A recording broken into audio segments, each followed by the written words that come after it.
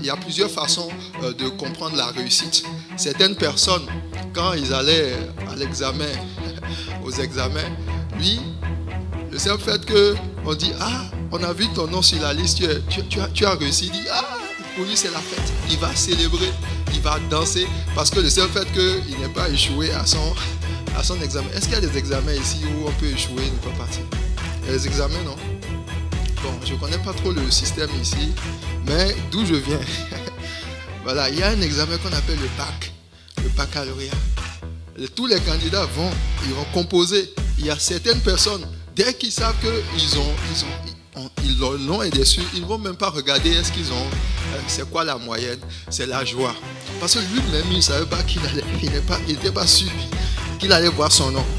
Il a réussi, oui, mais une autre personne, on va dire, ah, les résultats sont sortis, tu as admis. Pour lui, il a dit ça ne lui fait ni chaud ni froid. Pour lui, c'est un acquis.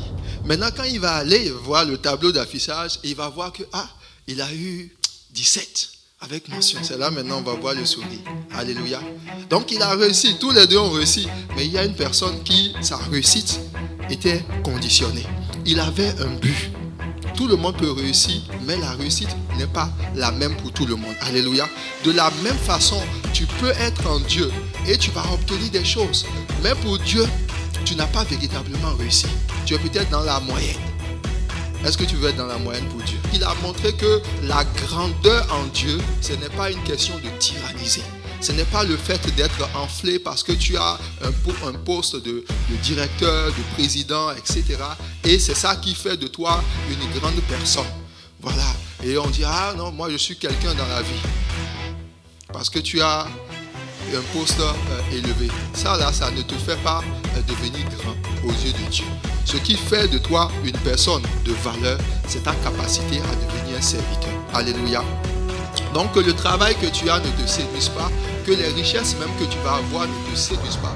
Parce que la Bible va dire qu'à la fin des temps, lorsque nous allons rencontrer le Seigneur, il y a des gens qui ont eu des vies dans l'opulence. Ils avaient de l'argent, ils avaient des trésors, mais aujourd'hui on ne se souvient même pas d'eux. Alléluia. On ne se souvient pas d'eux. Pourquoi? Parce qu'ils ont passé le temps à chercher à devenir grands, mais pas grands selon Dieu, mais selon ce monde. Alléluia. Donc toi-même, tu dois pouvoir choisir dans la vie que tu veux vivre, vers qui tu veux te diriger, comment est-ce que tu veux te positionner dans la présence de Dieu. Donc Jésus ici leur donne une leçon. Il dit, c'est vrai, dans ma présence, vous êtes mes disciples. Et il y a des places d'autorité, des places où mon Père qui est dans les cieux va vous donner. C'est des places de grandeur. Et chaque enfant de Dieu, quel que soit là où tu te trouves dans ta marche avec le Seigneur, il y a une place que ton Père a choisi de te donner. Que cette place-là, elle n'est pas destinée à une autre personne. Est-ce que tu sais cela?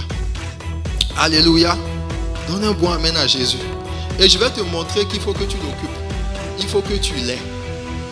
Et cette place-là, c'est une place de joie, c'est une place de paix, c'est une place d'allégresse. C'est une place où lorsque Dieu te révèle cela, tu dis, Seigneur, merci, parce que tu m'aimes tellement que tu as choisi de me donner des bonnes choses. Gloire à Jésus. Et maintenant, Jésus donne le secret. Il dit, quand il s'agit d'être assis quelque part dans le royaume, ce n'est pas moi qui choisis. Il dit, c'est mon Père. Pourquoi il dit, c'est son Père? Parce que lorsque tu vis sur la terre, ta grandeur en Dieu va dépendre d'un certain nombre de facteurs. Il dit, ce n'est pas moi. Ceci.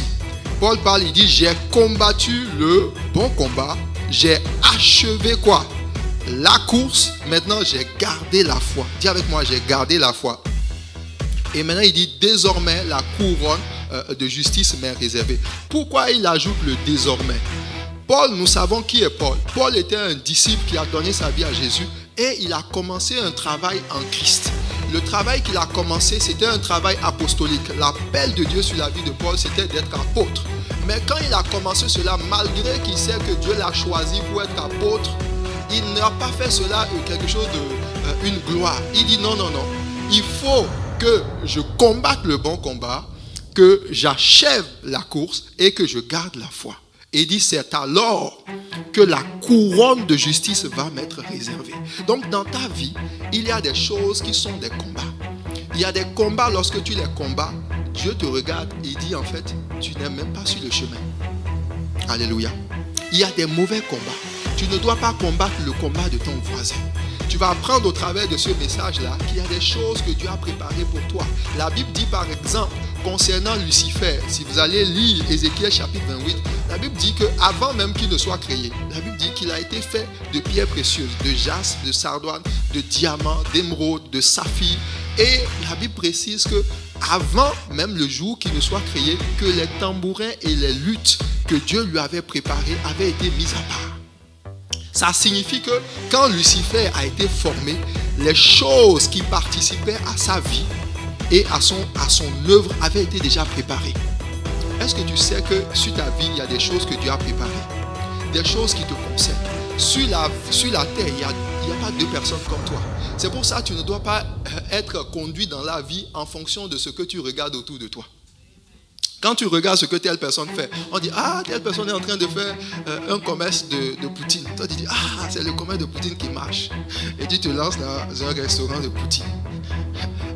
Dis à ton voisin, est-ce que Dieu t'a appelé dans le commerce de poutine?